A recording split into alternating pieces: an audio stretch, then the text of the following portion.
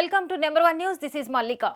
పశ్చిమ గోదావరి జిల్లా ఆకివీడులో ప్రభుత్వ స్థలంలో నిర్మిస్తున్న రామాలయం విషయంలో సుప్రీంకోర్టు స్టే విధించింది. తదుపరి ఆదేశాలు జారీ చేసే వరకు యథాతథస్థితిని కొనసాగించాలని సుప్రీంకోర్టు స్టే ఇచ్చింది. ఆకివీడులో రామాలయం నిర్మాణం వివాదంపై ఏపీ హైకోర్టు ఇచ్చిన తీర్పును సవాలు చేస్తూ జయంతి ఉన్మత్త సుప్రీంకోర్టులో స్పెషల్ లీవ్ పిటిషన్ దాఖలు చేశారు. ఫిర్యాది తరపున జడా శ్రవణ్ కుమార్ వాదించారు. ఆకివీడులో దళిత క్రైస్తవులు ఏళ్ల తరబడి పూజలు చేసుకుంటున్న గొంతేనమ్మ ఆలయాన్ని స్థానికుల అభిప్రాయాలతో సంబంధం లేకుండా ఏకపక్షంగా కూల్చివేశారని చెప్పారు. ప్రభుత్వ భూముల్లో మతపరమైన నిర్మాణాలు కూల్చివేతలకు సంబంధించి సుప్రీంకోర్టు గతంలో ఇచ్చిన మార్గదర్శకాలను పూర్తిగా ఉల్లంఘించారని జడా శ్రవణ్ కుమార్ తెలిపారు. వాదనలు విన్న ద్విసభ్య ధర్మాసనం ప్రతివాదులైన ఏపీ ప్రభుత్వానికి నోటీసులు జారీ చేసింది. 4 వారాల్లోగా కౌంటర్ దాఖలు చేయాలని ఆదేశించింది. తదుపరి ఉత్తర్వులు ఇచ్చే వరకు ఆ ప్రాంతంలో ఎలాంటి నిర్మాణ కూల్చివేత పనులు చేపట్టకుండా యథాతథస్థితిని కొనసాగించాలని మధ్యంతర ఉత్తర్వులు జారీ చేసింది. 100 సంవత్సరాల చరిత్ర ఉన్న రామాలయం శిథిలావస్థకు చేరుకుందని